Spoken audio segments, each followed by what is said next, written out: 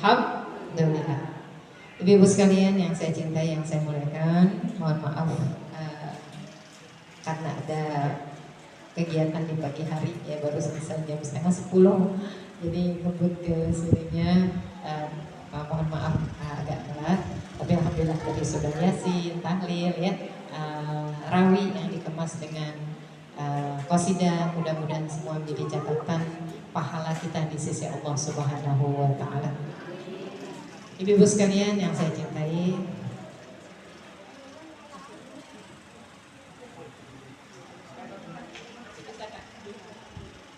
ibu-ibu sekalian yang saya cintai, pada hari ini kita akan coba mengupas ayat terkait dengan masalah taubat dan istighfar.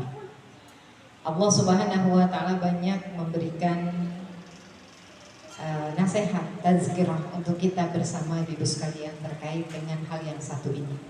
Kenapa begitu banyak ayat tentang istighfar, ayat tentang taubat? Bahkan ada dalam Al-Quran surah khusus yang namanya At-Taubah. Ibu, At-Taubah ini artinya taubat. Dalam Al-Quran ibu sekalian juga ada surah ke-40 disebut dengan nama surah apa ke-40? Surah, ya, namanya surah, kalau 23 Al-Mu'minun, kalau ini surah Al-Mu'min, atau nama lainnya adalah namanya Ghafir. Ya, Ghafir ini Allah yang Maha Pengampun. Ya, ini nama lain daripada surah ke-40 adalah Ghafir. Jadi ibu sekalian, ini menunjukkan bahwa pertaubatan atau taubat adalah sesuatu yang sangat penting di dalam agama kita. Masya Allah, sangat banyak, lebih dari 15 tempat Allah mengutip terkait dengan masalah taubat. Satu diantaranya ada dalam surah At-Tahrim ayat 8. Di sana Allah Subhanahu wa Ta'ala berfirman yang berbunyi, A'udzu billahi minasyaitonir rajim. Bismillahirrahmanirrahim. Ya ayyuhalladzina amanu tubu ilallahi taubatan nasuha. Disuruh taubatan nasuha, dipanggil oleh Allah dengan kalimat iman. Ya ayyuhalladzina amanu, wahai orang-orang yang beriman, tubu ilallah, bertaubatlah kalian kepada Allah taubatan nasuha, yaitu dengan taubat yang sebenar-benarnya taubat. Kalimat nasuha, ibu sekalian, ini menjadi sebuah syarat. Taubat itu diterima oleh Allah Subhanahu wa Ta'ala. Taubat yang mana sih yang disebut dengan taubatan nasuha, sehingga taubat kita diterima? Apakah ada orang-orang yang dahulu yang dosanya banyak kemudian dia bertaubat lalu Allah mengampuninya? Banyak. Salah satu kisah di mana perjalanan panjang seorang anak manusia yang bersimbah dengan dosa. Dia berjudi, dia berzina, dia mabuk, bahkan dia membunuh. Ini terjadi di kalangan ahli kitab, orang-orang Yahudi, ibu sekalian. Dulu Islam belum datang, tapi Rasulullah bercerita tentang dia, orang yang dosanya banyaknya luar biasa. Jadi bukan satu, tapi banyak dosa yang dia lakukan. Pembunuhan pun bukan satu orang, tapi dia sudah membunuh awalnya 99 orang. Masya Allah, dosanya banyak apa dikit? Banyak. Datanglah dia kepada seorang ahlu kitab yang dianggap guru. Kalau dalam bahasa orang-orang Yahudi ini namanya rahib.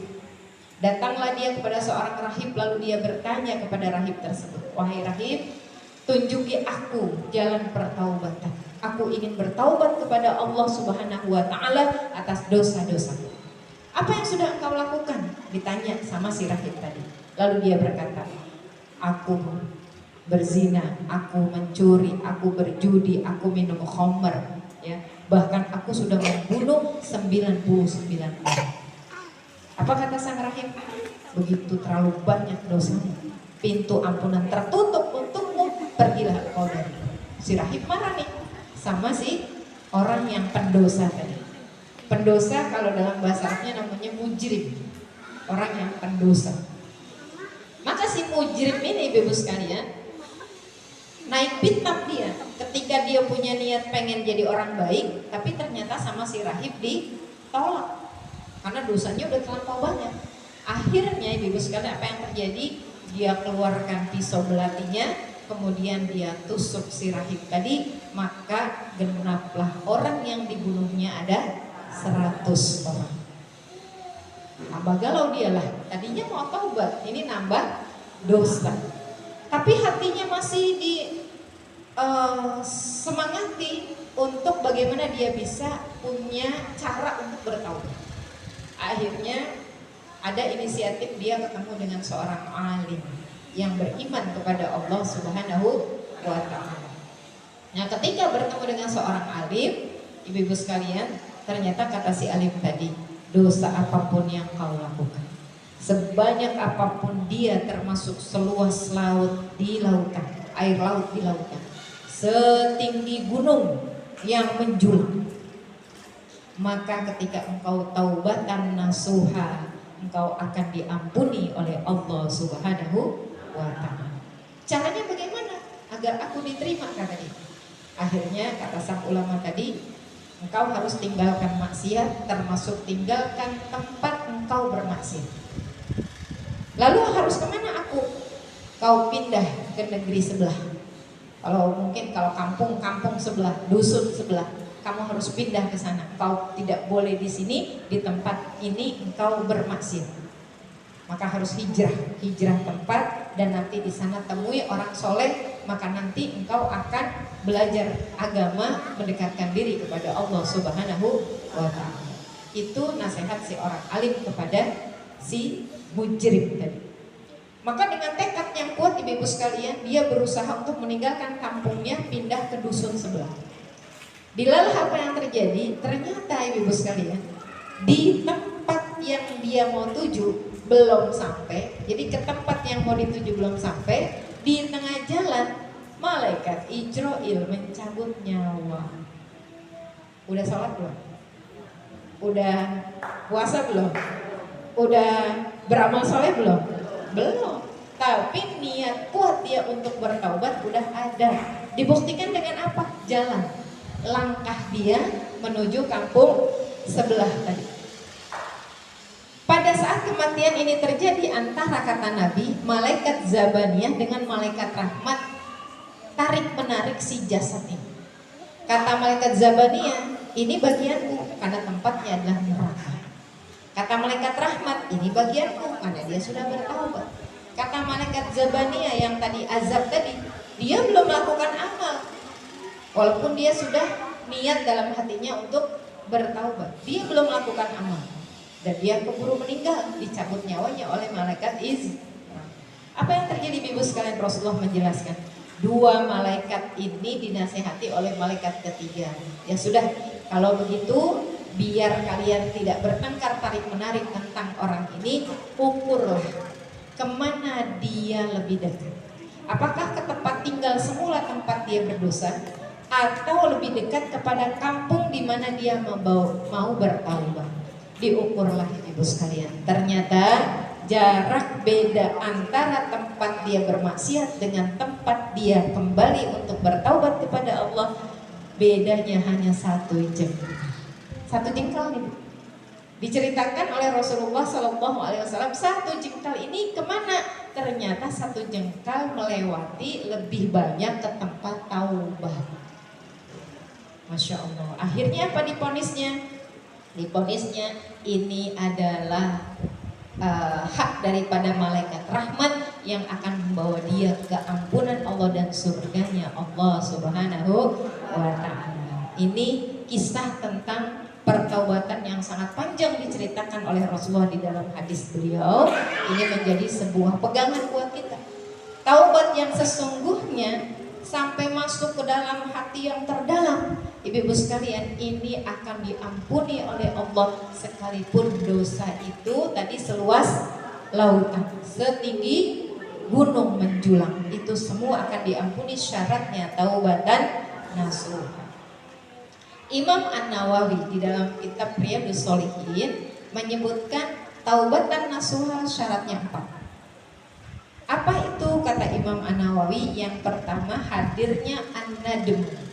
Apa itu an-nadmu? An-nadmu itu artinya nyesel. Orang yang nyesel kira-kira wajahnya beda apa enggak, Bu? Beda. Ada orang membunuh, kemudian dia ditangkap, setelah ditangkap divonis.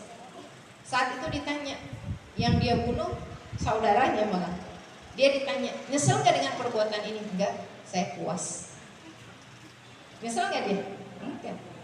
Malah dia lebih suka dia dipenjara karena tadi dia sudah puas melampiaskan hawa nafsunya untuk membunuh saudaranya gara-gara harta warisan. Tertutup mata hatinya.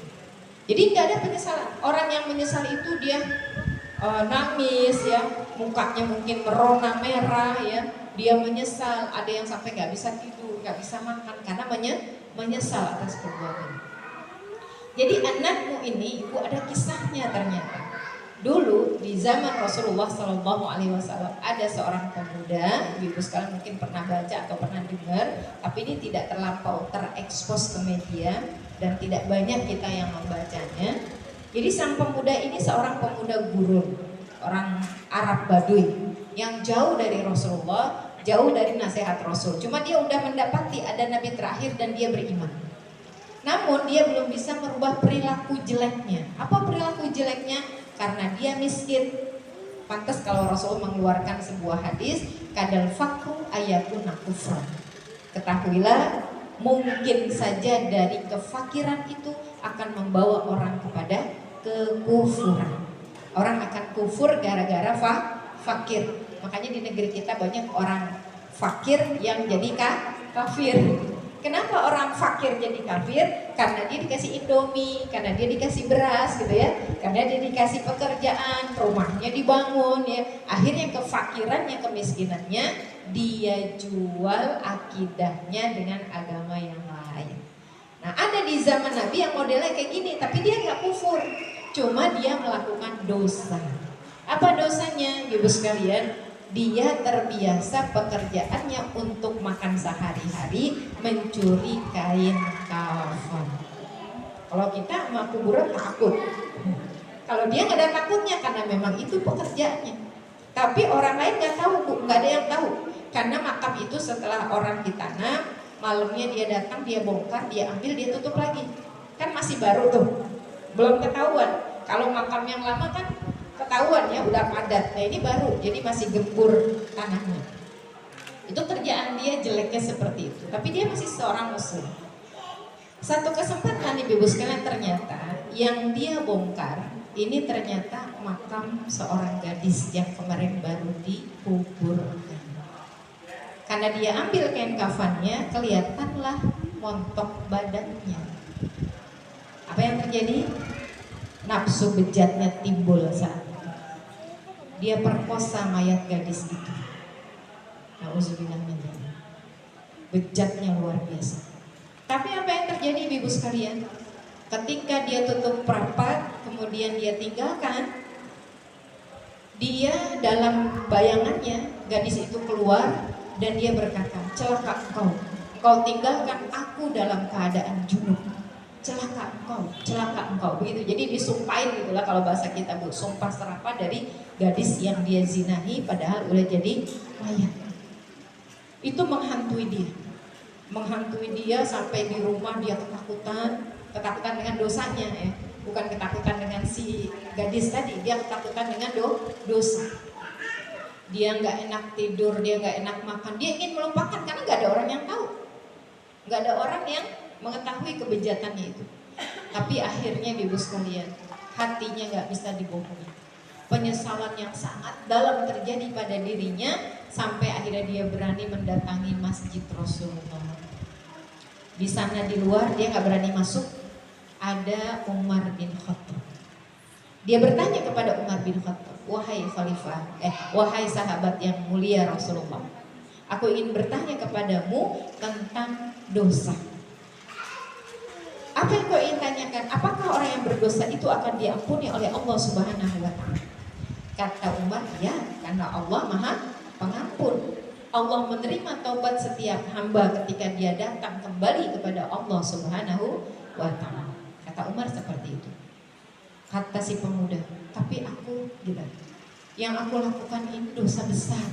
Yang aku lakukan adalah sesuatu yang aku sendiri tidak merasa nyaman dan aku merasa berdosa dan aku menyesal.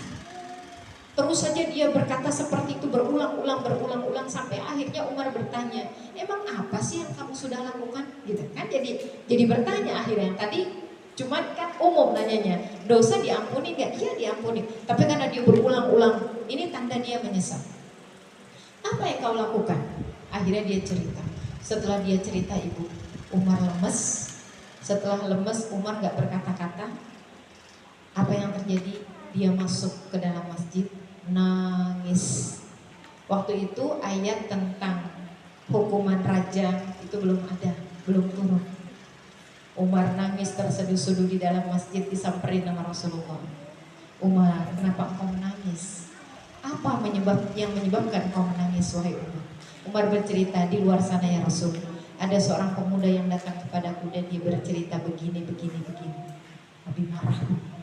Nabi keluar, kemudian si pemuda itu ingin mendatangi Nabi. Stop, kata Nabi. Nyah engkau dariku, pergi dariku. Jangan kau tampilkan dirimu di hadapan. Nabi marah. Akhirnya pemuda itu tambah nangis dan dia pergi dengan langkah yang gontai.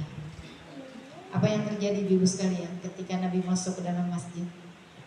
Selesai melaksanakan sholat, Nabi ditemui sama Jibril alaihi salam. Ini nggak diceritain nih berapa jam kemudian, apa udah di luar, pokoknya datang Jibril kepada Rasulullah Sallallahu Alaihi Wasallam. Apa kata Jibril? Ya Rasulullah, sungguh Allah telah mengampuni dosa seorang hamba yang menyesali perbuatannya yang telah engkau usir dia. Lihat, Allah Maha Pengampun. Kenapa Allah mengampuni si pemuda itu?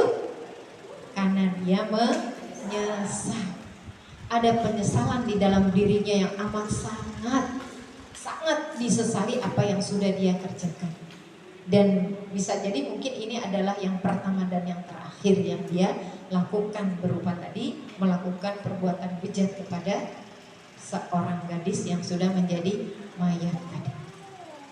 Masya Allah ibu sekalian, kisah ini menjadi sebuah bukti bahwa Allah Maha Pengampun. Tapi ibu, ini tidak menjadi dalil buat kita ya udah kita maksiat aja, toh masih ada pintu taubat gitu ya. Udah kita maksiat aja kan Allah Maha Pengampun. Enggak ya, salah. Ini juga ada kisahnya di zaman ini, seorang laki dan seorang perempuan memadu kasih, dia berzina. Dan ini sudah sama-sama berkeluarga. Bejat mereka. Si perempuan sudah punya suami dan anak, si laki-laki punya istri dan anak. Bahkan si perempuan ketua pengajian dan si laki-laki ini ustaz. Ini udah zaman edan. Dan ini bukan cerita ibu, ini benar terjadi dan orang itu yang cerita langsung sama saya, si pelaku. Saya diceritain bulu duduk saya udah berinding, saya udah gemeteran. Astagfirullah ibu, saya kenal baik sama beliau. Beliau ketua pengajian, terhormat, terpandang, orang kaya. Astagfirullah ibu, kenapa ini bisa terjadi? Saya sampai nangis waktu itu. Kenapa ini bisa terjadi? Hilaf ustazah. Berapa kali ibu melakukan? Berarti lebih, karena dia. Ya, kalau lebih berarti bukan hilang. Tapi sekarang saya mau tobat. Apakah Allah mengampuni saya? Nah itu karena dia mau cerita, karena dia cari apa caranya bagaimana kalau mau tobat gitu, makanya dia cerita. Kata saya cukup, nggak usah diceritain lagi sama orang lain. Saya tutup ini buat saya. Kalaupun saya mau ceritain, nggak perlu saya ceritakan siapa ini orangnya. Nah, ini jadi pelajaran buat kita itu. Ternyata syaitan itu naudzubillah min dzalik akan menghasut kita agar kita melakukan dosa. Jadi di zaman ini ada yang modelnya kayak begini, bukan hanya di zaman Rasul. Dia apa yang dia perkosa siapa? Ayah gitu ya. Ini sama-sama yang punya ilmu agama, sama-sama dihargai di masyarakat, tokoh agama bahkan ustaz. Apa kata dia? Kata si ustaz, Allah Maha Pengampun. Allah Maha Pengampun. Nanti juga Allah ampuni kita. Tapi besoknya mereka janjian lagi ke hotel lagi, zina lagi. Terus apa katanya? Si yang perempuan masih punya rasa nih. Kita dosa, kita dosa. Allah Maha Pengampun. Kata si ustaz, Allah Maha Pengampun. Allah akan ampuni dosa kita. Sholat taubat saja nanti Allah ampuni. Nanti dia merindukan kebersamaan lagi, janjian lagi ke hotel lagi, zina lagi. Nah, yang modelnya seperti ini taubatan nasuha bukan Bu? Bukan, beda banget sama si pemuda tadi ya. Sampai turun berita dari Jibril bahwa si pemuda itu sudah mendapat ampun. Kalau pemuda itu belum punya istri, dalam Islam yang belum punya istri cukup dicambuk. Kalau ini udah masing-masing punya keluarga. Dalam Islam dia harus dirajam sampai dia mati, dosanya baru tertebus.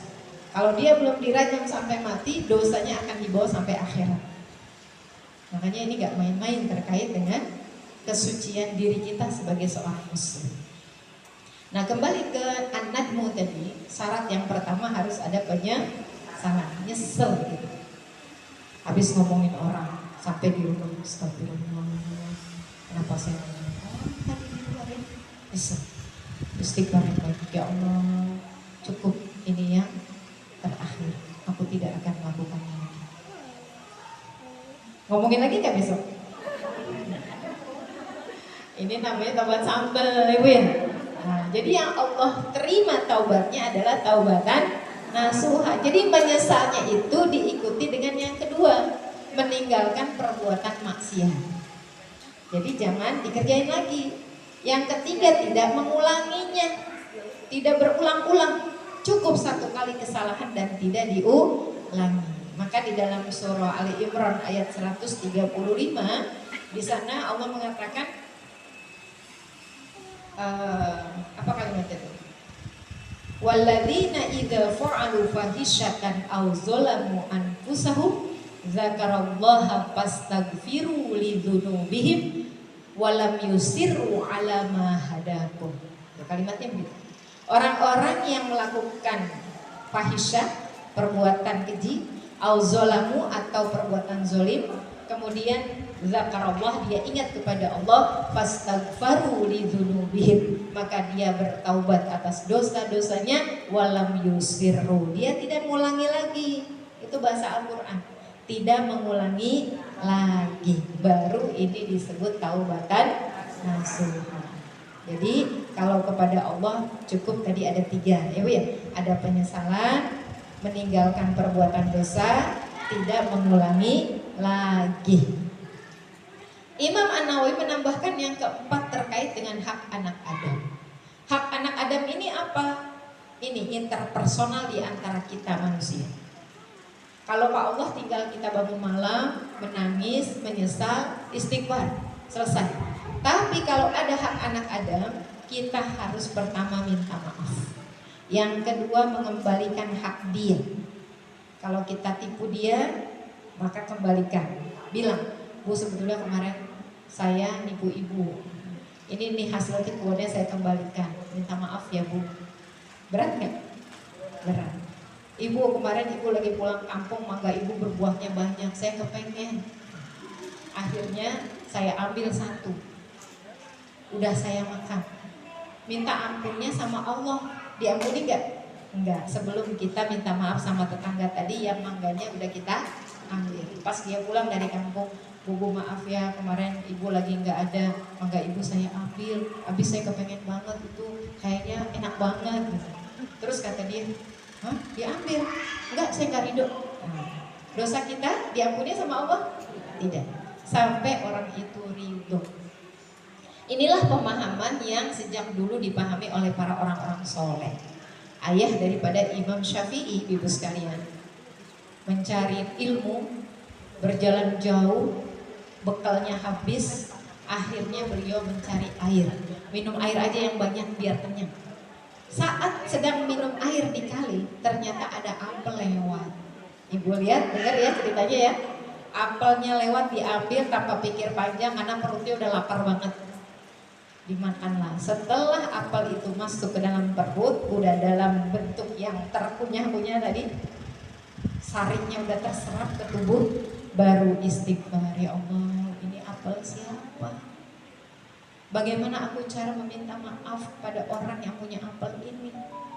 Kalau kita gimana Bu? Nemu. Kalau kita bahasanya udah nemu lah, udah ini hak kita nemu ya. Tapi kalau ayahnya Imam Syafi'i nggak begitu. Padahal ini kali yang bawa kan? Ditelusuri sama beliau nih. Ternyata betul di pinggir kali ada kebun apel. Oh, ternyata apel itu jatuh dari sini. Siapa yang punya? Ternyata yang punya seorang kakek tua. Dan akhirnya beliau menyeberang dan bilang, Bapak, aku datang ke sini minta maaf karena kondisi aku yang lapar. Aku tidak berpikir panjang. Ada apel yang terbawa oleh arus air. Kemudian aku sedang minum airnya. Aku ambil apel itu dan aku makan. Minta ridhonya wahai Bapak, minta keikhlasannya. Apa kata si Bapak? Oh, tidak semudah itu anak muda.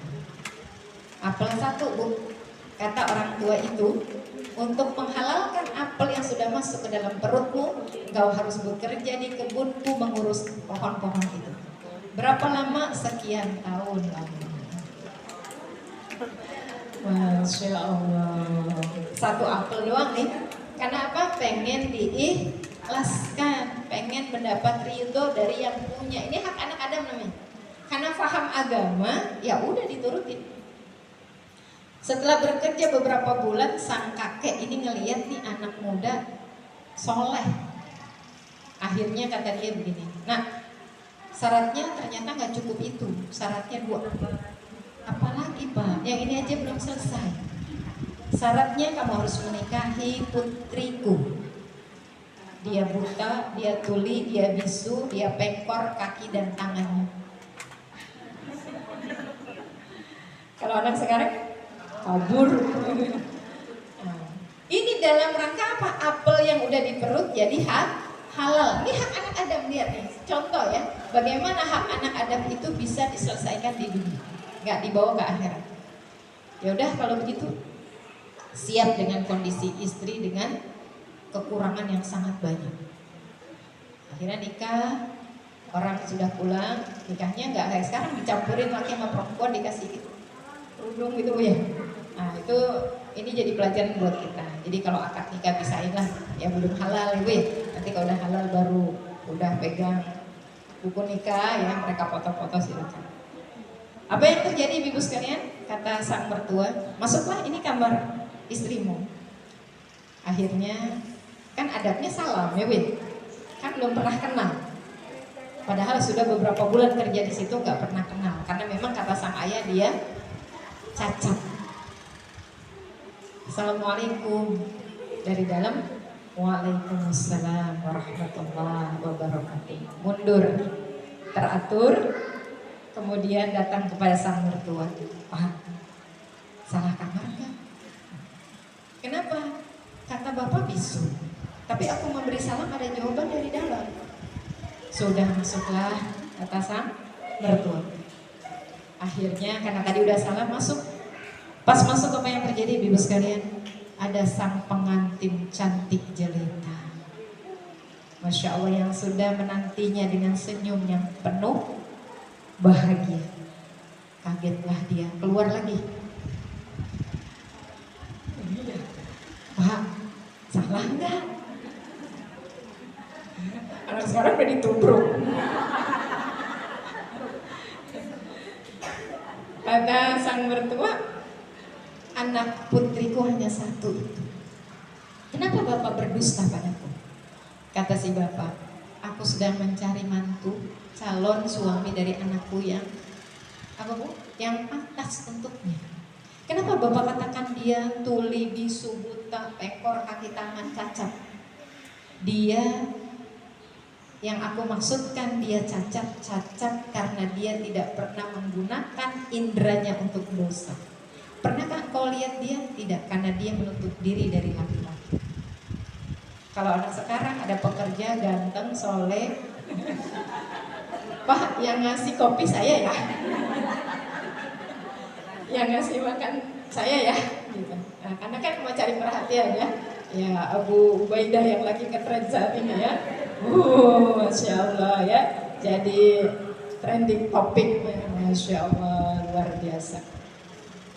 Nah, jadi ibu sekalian, ini nggak terjadi. Kenapa? Karena memang sang putri ini soleha. Makanya sang ayah lagi nyari suami yang pantas buat anakku siapa.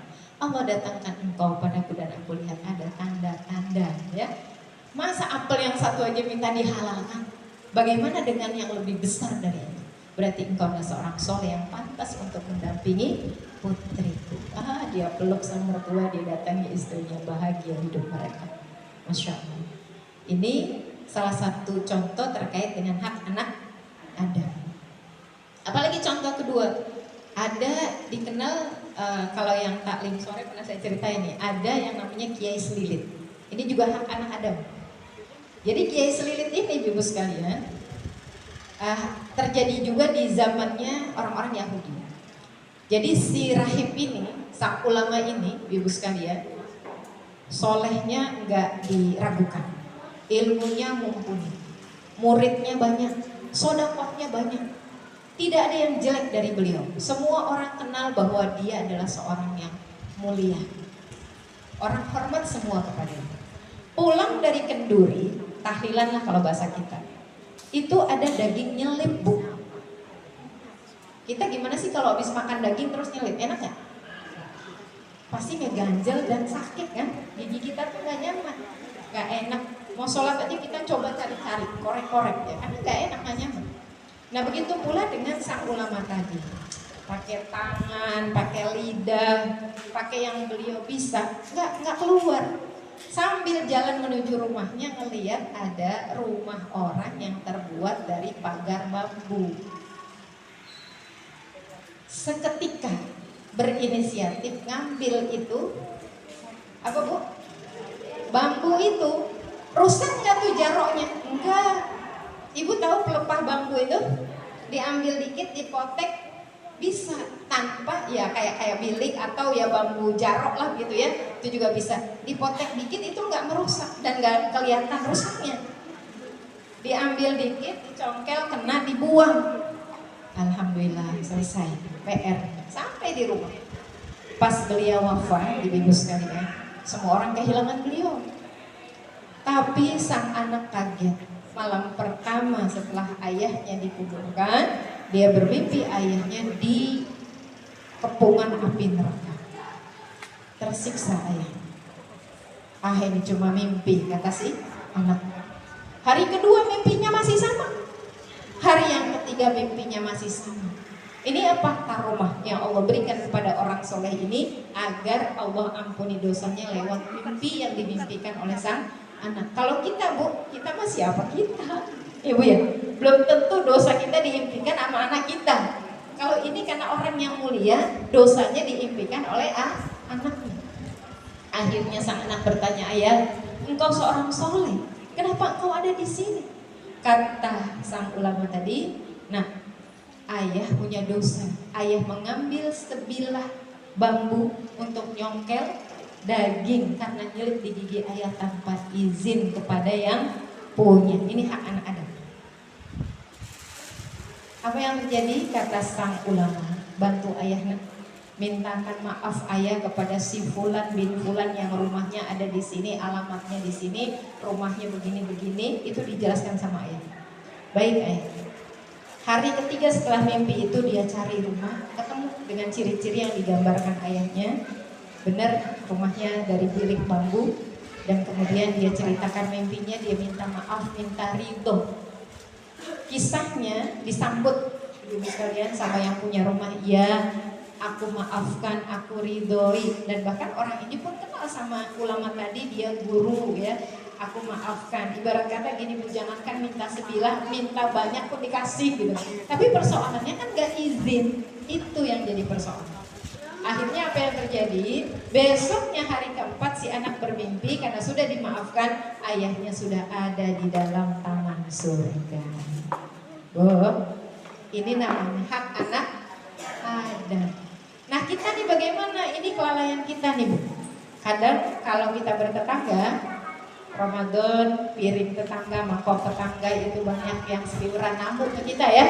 Ada kolak, ada bubur kacang hijau ya, ada bekas bakwan, ada bekas segala macam. Nah ini hati-hati.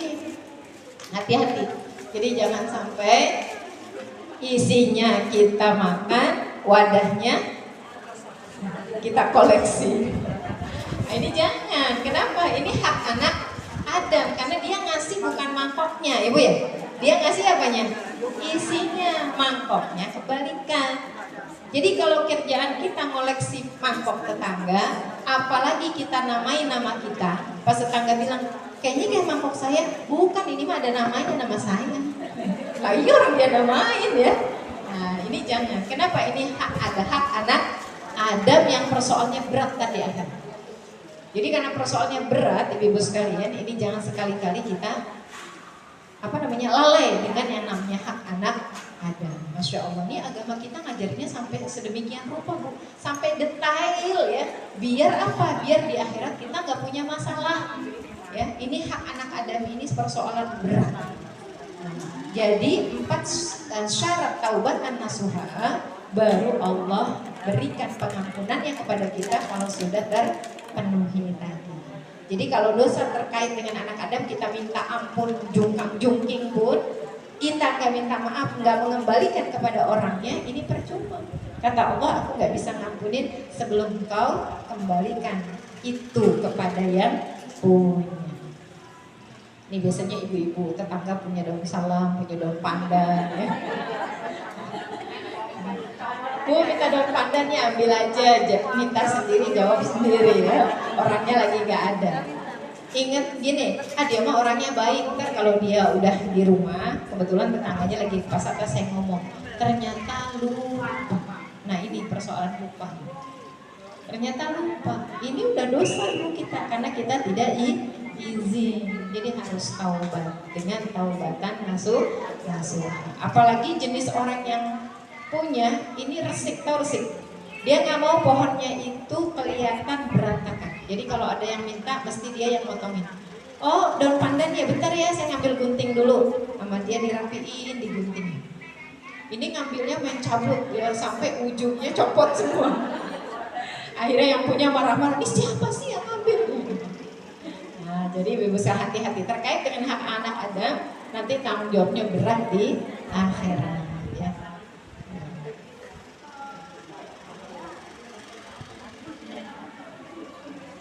Ya boleh kalau itu udah MOU ya, udah ada perjanjian di awal boleh kalau kayak gitu.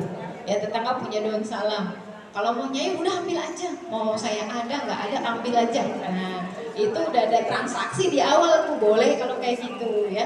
Termasuk bunga-bunga jalan, rumah orang di pinggir jalan bunganya banyak, hotel. Iya, mama banget yang lihat kembang ya wangi. Jadi bisa hati-hati. Nah, ini terkait dengan hak anak Adam. Hati-hati, sekali lagi hati-hati. Nah, jadi kalau ada ilmu, apa Bu, ambil yang baik, tinggalkan yang jelek. Ini jangan jadi ilmu. Saat kita ngaji ya Bu ya, saat kita tarawih itu ada yang mengamalkannya ya. Jadi ambil yang baik, tinggalkan yang jelek. Ya kalau itu amal bagus ya, tapi ini sendal orang, kita bawa sendal jepit, pulangnya sendal buceri. Nah ini nggak boleh, hak anak Adam di sana. Ya ini intermezzo saja. Jadi ibu sekalian syarat 4 ini harus terpenuhi kalau kita ingin diterima taubat kita. Apa keuntungannya nih, Masya Allah? Keuntungan orang yang taubatan nasuha. Yang pertama, masih di dalam surah At-Tahrim ibu sekalian. Yang pertama, asa rabbukum ayyukaffir anhu sayyi'atikum. Semoga dengan taubatan nasuha Allah hapuskan semua kesalahan kita. Keuntungan taubat, keuntungan istighfar, kita akan diampuni oleh Allah. Kalimatnya yukaffir anhu sayyi'atikum, dihapus kesalahan-kesalahannya. Artinya ditipek. Dosa kita banyak. Dengan istighfar, dengan taubatan nasuha, maka Allah akan ampuni. Dosa kita banyak apa dikit? banyak. Karena dosa kita banyak, ibu sekalian, maka kita banyak bertaubat, beristighfar kepada Allah Subhanahu wa Ta'ala. Yang kedua masih di surah At-Tahrim ayat 8, wa yudkhilkum jannatin tajri min tahtihal anhar. Allah akan siapkan surga yang mengalir di bawahnya sungai. Masya Allah, ya. Padahal buat masuk surga itu susah, Bu. Tapi orang yang taubat dia sudah punya apa tuh bahasanya? Sudah punya tiket. Ya. Dia sudah punya tiket untuk masuk surga dengan tiket taubat apabila taubatnya diterima. Yang ketiga, orang-orang yang taubatan nasuha masih di surah At-Tahrim. Poin ketiga adalah Allah sempurnakan cahaya baginya. Sambil mereka berdoa, Rabbana atsmim lana nurana waghfir lana. Ya Allah, sempurnakanlah cahaya kami dan ampunilah dosa kami. Jadi nanti yauma la yuhzin nabiyya, Allah tidak akan menghinakan nabi walladzina ma'ahu, dan orang-orang yang bersama dengannya, yas'a nuruhum baina aydihim wa bi aymanihim. Nanti di hari kiamat orang-orang yang beriman kepada Rasulullah akan bersinar cahaya-cahaya mereka baina aydihim wa bi aymanihim, dari kedua tangan mereka dan sebelah kanan mereka, wajah mereka semua bercahaya. Dengan cahaya inilah ibu-ibu sekalian Rasulullah kenal sama kita. Jadi Rasul mengenali umatnya adalah dengan cahaya. Kalau sekarang cahayanya belum kelihatan nih, ibu ya? Masya Allah, Rasulullah itu adalah nurun ala nurin, ya. Jadi cahaya di atas cahaya adalah Rasulullah Sallallahu Alaihi Wasallam. Makhluk satu-satunya makhluk di dunia yang tidak punya bayangan. Kita punya nggak bayangan? Punya. Tapi Rasulullah nggak punya bayangan. Kenapa demikian? Karena Rasulullah bercahaya. Cahaya nggak punya bayangan. Masya Allah, inilah mulianya Rasulullah Sallallahu Alaihi Wasallam. Pernah satu kesempatan Ibunda Aisyah lagi jahit di kamar. Lampunya kehabisan minyak, mati. Tiba-tiba jarum yang buat jahit itu jatuh, diraba-raba nggak ketemu, gelap. Akhirnya Rasulullah pulang dari masjid, dari mana, datang masuk ke kamar. Apa kata Ibunda Aisyah? Ya Rasulullah, betapa terang cahaya. Sambil ngambil jarum yang tadi terjatuh. Padahal tadi sebelum Rasulullah masuk gelap, dicari-cari nggak ketemu. Lihat Nabi kita, cahaya di atas cahaya. Cahaya inilah yang nanti akan menjadi tanda buat umat Nabi Muhammad Sallallahu Alaihi Wasallam di akhirat. Dari mana kita dapat? Surah Al-Hadid ayat 12. Allah berfirman di sana, A'udzu billahi minasyaitonir rajim. Bismillahirrahmanirrahim. Yauma taral mu'minina wal mu'minat yas'a nuruhum baina aydihim wa bi aymanihim. Seterusnya nanti dicek. Surah Al-Hadid ayat 12. Nanti di hari kiamat orang-orang yang beriman laki-laki dan perempuan akan bersinar-sinar cahaya mereka. Sinar inilah yang Nabi kenal. Ibu sekalian, ini umatku yang bersinar, umatku. Nanti orang munafik, orang yang berdosa, yang fasik, apalagi musyrik dan kafir, muka mereka hitam legam. Lebih hitam dari baju kita yang hitam. Hitam pekat. Tidak ada cahaya sama sekali dalam wajah mereka. Tapi umat Nabi Muhammad Sallallahu Alaihi Wasallam akan punya cahaya. Salah satu cahaya itu adalah dari taubatan nasuha. Masya Allah. Ada kisah yang cukup menarik. Nanti di yaumil qiyamah. Kata Rasulullah nih, Bu. Pertama ini kisahnya belum di hari kiamat, masih di dunia. Rasulullah Sallallahu Alaihi Wasallam ada di pemakaman, lalu beliau berkata, aku rindu dengan saudara-saudaraku yang belum lagi hadir saat ini. Para sahabat yang ada di belakang berkata, ya Rasul, bukankah kami saudaramu? Bukan, kalian sahabatku. Saudaraku adalah yang belum hadir saat ini. Siapa? Umat yang ada di akhir zaman. Kita, ibu sekalian, sudah dirindukan oleh Rasulullah Sallallahu Alaihi Wasallam. Apa kata sahabat? Bagaimana mungkin kau kenal mereka ya Rasul? Sementara zamannya berbeda, waktunya berbeda, masanya berbeda. Dan bagaimana mereka kenal kepadamu ya Rasul? Mereka nggak pernah ketemu dengan engkau. Kata Rasulullah, mudah bagiku mengenali mereka umatku. Seumpama orang yang punya kuda putih, kemudian kuda putih itu bercampur dengan kuda hitam. Apakah orang yang punya kuda putih bisa mengenali kudanya? Bisa nggak Bu? Bisa, karena beda warna. Yang putih itu maksudnya ada cahaya. Aku akan mengenali umatku nanti dengan warna putih itu. Satu hadis yang lain menguatkan.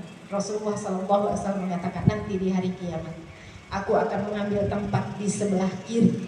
Sementara Ibrahim Nabi yang menjadi Nabi,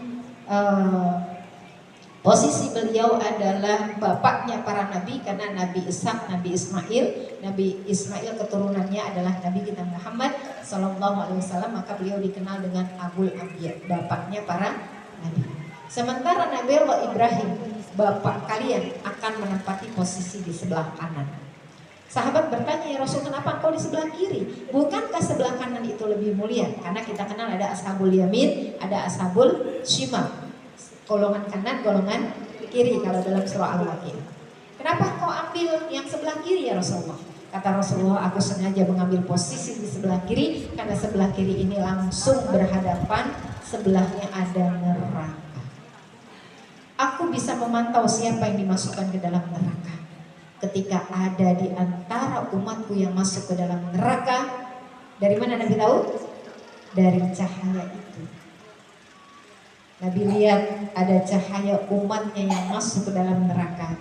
Kata Nabi, aku akan turun dari tempat dudukku dan aku bersujud panjang kepada Tuhanku. Lalu aku meminta kepadanya, ya Allah, angkatlah umatku yang ada di neraka itu. Aku tidak akan pernah tega ya Allah melihat umatku ada di dalam neraka.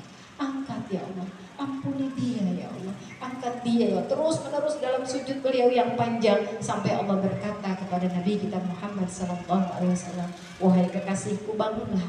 Begitu panjang sujudmu, maka kata Allah, angkatlah siapa yang kau ingin angkat dari neraka itu, selamatkanlah dia. Lihat Ibu, sayang nggak Nabi kita? Sayang banget Bu. Nabi sayang. Nah, untuk kesempurnaan daripada cahaya kita itu tadi dengan taubatan nasuh, Nabi kenal nanti dengan kita. Masya Allah. Tapi ini bukan menjadi dalil kita bermaksiat dan bermaksiat, karena gak ada orang yang sanggup masuk neraka walaupun 1 jam saja. Karena api neraka itu Masya Allah dahsyat yang luar biasa, 70 kali lipat dari panasnya api dunia. Api dunia yang paling panas itu ada di inti matahari, Ibu sekali. Oh, matahari jaraknya jauh, Ibu ya. Berapa ini jaraknya? Berapa ribu mil di atas kita? Itulah matahari. Kita jemur baju kering, Ibu ya. Jemur kasur basah jadi kering. Kenapa? Karena panas. Dan dia punya kepanasan itu dari 2000 sampai 6000 derajat Celcius. Intinya lebih panas lagi, bisa 2 kali lipat dari panasnya matahari karena inti matahari. Ibu, jadi yang air mendidih di rumah kita, Ibu masak air mendidih itu berapa? Baru 100 derajat Celcius. Bandingkan dengan panasnya matahari tadi berapa? 2 sampai 6000 derajat Celcius. Yang ada di Merapi kemarin, gunung apa kemarin? Ibu, itu erupsinya saja, baru debunya saja itu udah mematikan. Karena panasnya luar biasa panas. Lahar Merapi itu derajatnya bisa 500 sampai 600 derajat Celcius, 6 kali lipat dari air mendidih. Itu orang udah di presto itu sekali. Itu panasnya presto kita tuh antara itulah ya, tapi lebih panas yang lahar. Kita nggak berdaya. Nanti neraka itu 70 kali lipat dari panasnya api dunia. Masya Allah, Ibu lahar aja kalau Ibu masukin nih, mungkin tinggal mengkorak doang lah tangan kita. Nggak akan sanggup, kalau cuma 1 jam, 2 jam nggak akan sanggup di neraka. Jadi jangan berani-berani kita melakukan maksiat, dengan sengaja kita maksiat. Na'udzubillah min. Jadi udah 3 tuh kita dapat keuntungan kalau kita tahu taubat, kita perbanyak istighfar. Di surah yang lain, surah Hud, Di sana Allah berjanji buat mereka yang beristighfar kepada Allah, Allah akan berikan mereka kehidupan dengan penuh rahmat. Allah kasih rahmat. Rahmat ini kasih sayang. Satu rahmat Allah berikan pada seseorang maka surga baginya. Apalagi rahmatnya banyak. Salah satu cara untuk mendapatkan rahmat Allah perbanyak istighfar dan taubatan nasuh. Yang ke-5 diabadikan di dalam surah Nuh ayat 10 sampai 11. Kalimatnya ibu sekalian perintah dari Nabi Nuh kepada kaumnya. Beristighfarlah kalian, innahu kana ghaffara. Sesungguhnya Allah itu Maha Pengampun. Dilanjutkan yursilis sama alaikum midrara. Niscaya kalau kamu taubat istighfar kepada Allah, Allah akan berikan kepadamu air hujan yang lebat.